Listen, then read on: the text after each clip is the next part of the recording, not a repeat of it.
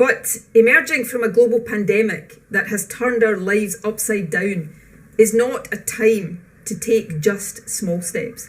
It is a time to be pioneers, to think big for the future. A whole economy and a whole society approach is needed now to achieve the national mission of recovery to a fairer, wealthier and more sustainable future.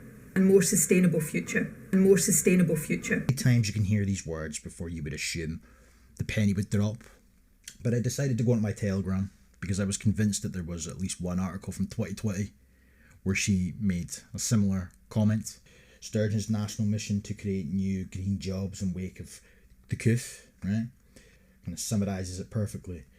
Oh, sorry, up here about. We'll use Tuesday's programme for government to set out what she sees as the necessary steps to rebuild an economy that is stronger, fairer and more sustainable. Oh, wow. Where have we heard that before? And it's quoted, you refer to the Scottish Government's own websites. The top quote stating, of course, that the United Nations Global Goals offers a vision of the world that I believe people in Scotland share. This is from Nicola Thinlips. It's funny because at no point did she ever ask people in Scotland if they indeed shared the vision that she claims that we share, or she thinks we share alongside her. But on top of that, it's also interesting to note that at no point has she ever told us that that's exactly what she's implementing. You know, she gets in every election cycle with the same mundane promises that never come to anything. And then when they fall through, she blames Westminster, everybody bashes the Tories for the next 3 to 4 years until the next election. And meanwhile, she's implementing policy after policy predicated on a National Performance Framework, which was created in 2007, which is the exact same year Alex Salmond came to power. National Performance Framework, of course, is interlinked with the Sustainable Development Goal regime, and you start to notice that there's something not quite right here with the whole system as far as Scotland is concerned. The National Performance Framework and the goals share the same aims. That's just, what a coincidence that is. The National Performance Framework is Scotland's way to localise the Sustainable Development Goals, with the National Performance Framework itself having a focus on tackling inequalities so that no one in Scotland is left behind, which is the United Nations quote from Agenda 2030. And it also says, as we work together to achieve the goals. Launching Scotland's first National Performance Framework back in 2007, outcomes of which we are striving to achieve. It also listed the social, economic and environmental indicators against which we would judge our progress as a country. He believes it's going to be some sort of fucking utopia. You know? None of this shit's going to affect her in any shape or form. Oh, no, it never does. As governments, we see the promotion of sustainable and inclusive growth as a vital way of raising living standards for all. We have to test whether we are creating a fairer, healthier, happier nation in the process. A fairer nation. A happier nation. All this namby-pamby fucking nonsense. Move into a different phase, we will have to consider what protections are appropriate for a longer term period and what bigger changes we want to see. Actually, everybody in this chamber has a part to play in that, as have the entirety of the Scottish population. I would never, ever have wished the circumstances in which we're having these discussions, but it is undoubtedly the case that it gives us an opportunity to change things for the better. I agree with Patrick, and this will be my final point. I think this is a pivotal moment. COVID has disrupted everything, and when things fall apart, you get to choose how you put them back together, and we shouldn't put them back together the way they were before. This is a moment where we can do things differently.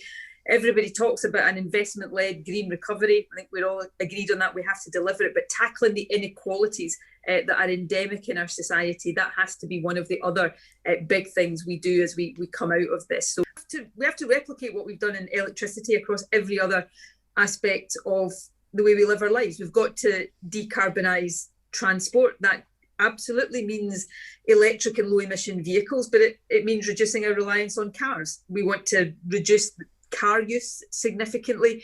That means better public transport, investing massively in our bus infrastructure. For example, making bus travel more affordable. One of the things the SNP and the Greens have worked together on is to make bus travel free for everybody under 22, to encourage use of public transport, decarbonising the railway. One of the things that we want to do, and I think it's probably agreed by all parties, is renationalise the railway and decarbonise the railway as we do that. We've got to heat our homes differently. We want to see 1 million net zero homes by the next few years. Agriculture practices, land use practices, all of this. We are also seeing the brutal impact of a cost of living crisis, much more severe than most of us have ever known in our lifetime. You know, back in the independence campaign in 2014, the SNP raised the prospect of Boris Johnson becoming Prime Minister one day. Leading opponents of independence in that campaign laughed at that. I well remember the director of the No campaign saying that Boris Johnson was a clown. He wasn't wrong there. And that the idea of him ever entering number 10 Downing Street was just scaremongering. As we now know to our cost, it was never that, and the prospect was never funny.